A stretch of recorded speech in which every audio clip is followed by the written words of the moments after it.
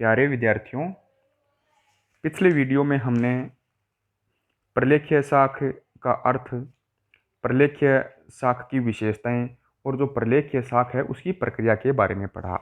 अब हम आज के वीडियो में प्रलेख्य साख के विभिन्न पक्ष और प्रलेख्य साख के प्रकार के बारे में पढ़ेंगे। तो प्रलेख्य साख मुख्य रूप से 4 प्रकार के होते हैं। जो पहला है वह है आयातकर्ता। प्रलेख्य साख खुलवाने वाला आयातकर्ता होता है, जो प्रलेख्य साख को खोलने के लिए अपने बैंक को आवेदन देता है, उसे साख खुलवाने वाला अथवा अकाउंट पार्टी कहते हैं। फिर जो दूसरा और महत्वपूर्ण पॉइंट है, प्रलेख्य साख खोलने वाला बैंक अथवा ओपनिंग बैंक। प्रलेख्य साख को खोलने वाला बैंक जो आयात करता है उसके देश में स्थित होता है और उसके आवेदन करने पर वह साख पत्र जारी करता है। फिर तीसरा पक्ष स्वीकृत या भुगतान बैंक। प्रलेख्य साख की पुष्टि करने वाला अथवा भुगतान करने वाला बैंक यानी कि पेइंग बैंक, जिसे हम अभिकर्ता बैंक या कोरेस्पोंडेंट बैंक भी कहते हैं, वह निर्यातकर्ता के देश में स्थित होता है और निर्यातकर्ता के देश में स्थित साख खोलने वाला जो बैंक है उसके निर्देशानुसार भुगतान करता है या बिल पर अपनी स्वीकृति प्रदान करता है और माल संबंधी प्रलेख को लेकर उन्हें साख पत्र जारी करने वाले बैंक के माध्यम से आयातकर्ता को भेज देता है। फिर आता है चौथा पक्ष प्रलेख्य साख का लाभ प्राप्त करता। तो जो निर्यातकर्ता होता है वह प्रलेख्य साख का लाभ प्राप्त करता होता है, जिसे अभिकर्ता बैंक द्वारा भुगतान प्राप्त होता है अथवा बिल की स्वीकृति प्राप्त होती है। अब आते हैं प्रलेख्य साख के प्रकार। प्रलेख्य साख के प्रकार मुख्य रूप से 7 होते हैं: खंडनीय एवं अखंडनीय साख, पुष्टिकृत एवं अपुष्टिकृत साख, दर्शनी एवं सावधि साख, स्थायी एवं आवर्ती साख, खुली एवं प्रलेख्य साख, प्रत्यक्ष एवं प्रक्रमण साख, संचयी एवं असंचयी साख। तो सबसे पहले हम पढ़ते हैं खंडनीय एवं अखंडनीय साख।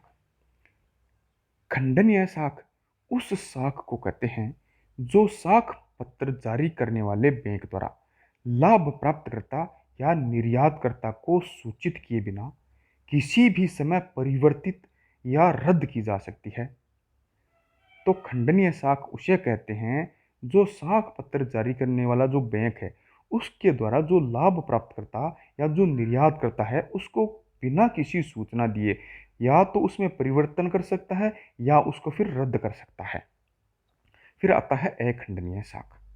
अखंडनीय साख का अभिप्राय उस साख पत्र से है जिसमें सभी पक्षों जैसे बैंक, निर्यातकर्ता, लाभ प्राप्तकर्ता तथा आयातकर्ता आदि की सहमति के बिना साख में परिवर्तन करना या साख को रद्द करना संभव नहीं होता है। तो अखंडनीय साख और खंडनीय साख के बाद अब चलते हैं हम पुष्टिकृत एवं अपुष्टिकृत साख की तरफ।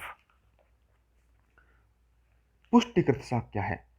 जब साख खोलने वाला जो बैंक है यानी इश्यूइंग बैंक है, निर्यातकर्ता देश में अभिकर्ता बैंक यानी जो कोरेस्पोंडिंग बैंक है उसकी साख की पुष्टि करने का निर्देश देता है और अगर साख पत्र अभिकर्ता बैंक पुष्टि के लिए यह शब्द we undertake that all drafts drawn and presented as above specified will be honored by us अथवा इसी प्रकार की गारंटी दे देता है तो ऐसी साख को हम पुष्टिकृत साख कहते हैं। और पुष्टि करने के प्रतिफल के रूप में अभिकर्ता बैंक पुष्टि कमीशन या कन्फर्मेशन चार्ज वसूल कर सकता है। इसके विपरीत जब अभिकर्ता बैंक से भुगतान या बिल स्वीकृति की गारंटी नहीं ली जाती और पुष्टि किए बिना ही साख पत्र को लाभ प्राप्तकर्ता को भेज देता है तो ऐसी साख को अपुष्टिकृत साख कहते हैं। पुष्टिकृत साख जो होती है वह निर्यातकर्ता की दृष्टि से उपयुक्त होती है क्योंकि इसमें उसको सभी बिलों की स्वीकृति या भुगतान की निश्चित सुरक्षा प्राप्त हो जाती है। फिर आता है दर्शनी एवं सावधि साख। सबसे पहले देखते हैं दर्शनी साख। जिन साख पत्रों का भुगतान अभिकर्ता बैंक को मांगने पर तुरंत करना होता है, इसके अंतर्गत निर्यातकर्ता माल संबंधी प्रलेखों के साथ दर्शनी बिल अभिकर्ता बैंक को प्रस्तुत करता है, जो शर्तों की पूर्ति होने पर तत्काल भुगतान दे देता है। तो ऐसे साख को दर्शनी साख कहते हैं। फिर आता है सावधि साख। जब अभिकर्ता बैंक निर्यातकर्ता को उसके द्वारा माल संबंधी प्रलेख सौंपने पर बिल को स्वीकृति दे देता है, तो ऐसी साख को सावधि साख या टर्म क्रेडिट कहते हैं। फिर आता है स्थायी एवं आवर्ती साख। स्थायी साख का अभिप्राय उस साख से है जिसकी अवधि एवं राशि है वो निश्चित होती है। उस निश्चित राशि या अवधि के समाप्त हो जाने पर साख भी स्वतः समाप्त हो जाती है। फिर आती है आवर्ती साख। आवर्ती साख का आशय साख पत्र में उस व्यवस्था से है जिससे लाभार्थी को उसी साख के अंतर्गत एक निर्धारित समय में निश्चित राशि तक के अनेक सौदों को निपटाने की सुविधा मिल जाती है। साख पत्र के अधीन किसी राशि के निकालने के बावजूद भी वह साख समाप्त नहीं होती, वरन पुनः आसानी से मूल राशि पर लौट जाती है। यह सब प्राय लंबी अवधि के लिए उन व्यापारियों व एजेंसियों के लिए होती है जो अनेक व्यापारिक सौदे करती रहती है तथा बार बार साख खोलने की परेशानी से बचना चाहती है। इस प्रकार आवर्ती साख एक स्थायी कोष की भांति है जिसमें से निश्चित राशि निकालने के बाद उस बिल का क्रेता द्वारा भुगतान हो जाने पर साख की राशि उस बिल भुगतान की राशि से पुनः बढ़ जाती है। फिर आता है पांचवा खुली एवं प्रलेखीय साख। खुली साख। खुली साख का आशय उस साख से है जिसमें बिल के साथ कोई प्रलेख नहीं सौंपे जाते, केवल बिल भुगतान या स्वीकृति के लिए प्रस्तुत किया जाता है। इस प्रकार की साख प्राय तब खोली जाती है जब क्रेता विक्रेता में परस्पर पूर्ण विश्वास होता है। वह निर्यातकर्ता माल संबंधी प्रलेख सीधे आयातकर्ता को भेज देता है। प्रलेखीय साख यानी डॉक्यूमेंट्री क्रेडिट। प्रलेखीय साख के अंतर्गत निर्यातकर्ता बिल के साथ साथ माल संबंधी समस्त प्रलेखों को नथी करता है या अटैच करता है।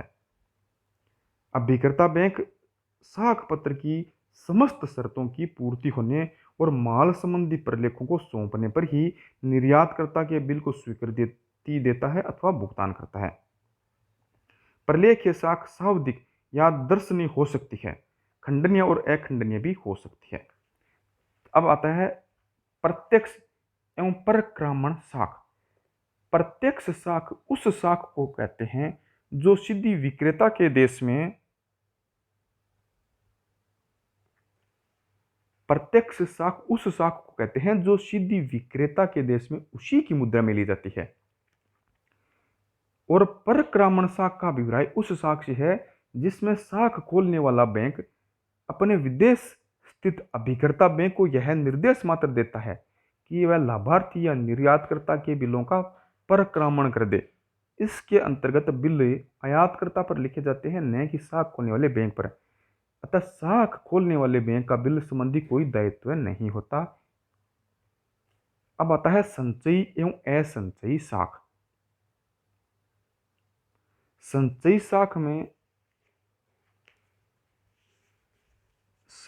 साख में प्रयोग न की गई साख को अगली निश्चित अवधि में प्रयोग करने का अधिकार मिलता है, जबकि असंचयी में जितनी साख का प्रयोग नहीं होता है इसका अवधि के पश्चात प्रयोग संभव नहीं होता है। इसके अलावा भी कुछ अन्य साख हैं जिसका हम अध्ययन करेंगे।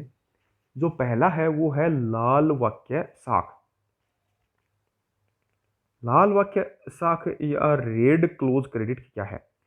साख पत्र में लाल स्याही से छपी इस धारा का अभिप्राय साख खोलने वाले बैंक की जिम्मेदारी पर अभिकर्ता बैंक द्वारा लाभार्थी या निर्यातकर्ता को अग्रिम या पेशगी दे देने से है, ताकि निर्यातकर्ता को माल एकत्रित कर या कच्चे माल की प्राप्ति आदि के लिए पोतलदान से पूर्व ही अल्पकालीन वित्त सुविधा प्राप्त हो जाती है। और जब निर्यातकर्ता अभिकर्ता बैंक द्वारा निर्यातकर्ता को निर्यातित माल का भुगतान किया जाता है, तो उसके बिलों की कटौती की जाती है। तो वाक्य के अंतर्गत दी गई अग्रिम राशि व उस पर ब्याज की रकम दोनों घटाकर बिल की शेष जो राशि है उसका भुगतान कर दिया जाता है। फिर आती है पैकिंग साख। पैकिंग साख का अभिप्राय किसी साख पत्र से नहीं होता, बल्कि साख पत्र के आधार पर विदेशी अभिकर्ता बैंक द्वारा निर्यातकर्ता को कच्चा माल खरीदने, एकत्र करने या पैकिंग करने के लिए अग्रिम या पेशगी देने से होता है। फिर आता है हरा वाक्य या धारा साख, ग्रीन क्लोज क्रेडिट।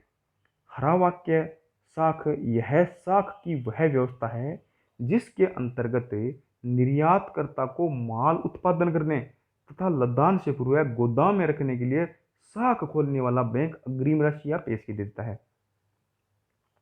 फिर आता है हस्तांतरणीय साख। अखंडनीय साख में जब लाभार्थी को यह अधिकार होता है कि वह साख पत्र का हस्तांतरण तीसरे या अन्य पक्ष को कर सके जिसको उसे भुगतान करना है, तो ऐसे साख को हस्तांतरणीय साख कहते हैं। अब पांचवा है प्रथम पर आधारित दूसरी साख। प्रथम पर आधारित दूसरी साख का प्रयोग प्राय उन मध्यस्थ व्यापारियों द्वारा किया जाता है जो अपने पक्ष से प्राप्त साख के आधार पर अपने बैंक से उस व्यक्ति के पक्ष में साख प्राप्त कर लेते हैं जिससे उन्हें माल खरीदा है। इस प्रकार प्रथम साख पर दूसरी साख खोले जाने से इसे बैक टू बैक साख कहते हैं। फिर आता है विलंबित भुगतान साख। विलंबित अथवा देरी से भुगतान साख प्रलेख्य साख की वह विधि है जिसके अंतर्गत निर्यातकर्ता आयातकर्ता को माल रवाना करने के तुरंत बाद माल संबंधी प्रपत्र एवं जहाजी बिल्टी तो भेज देता है, किंतु उस माल के मूल्य का बिल कुछ समय बाद प्रस्तुत किया जाता है। इस प्रकार यह साधारण सावधिक साख की स्थापना विधि है जो भारत की अपेक्षा अमेरिका में अधिक प्रचलित है, जहां साधारण सावधिक साख के अंतर्गत माल का भुगतान बिल, जहाजी बिल्टी तथा अन्य प्रपत्रों के साथ आयातकर्ता को भेज दिया जाता है।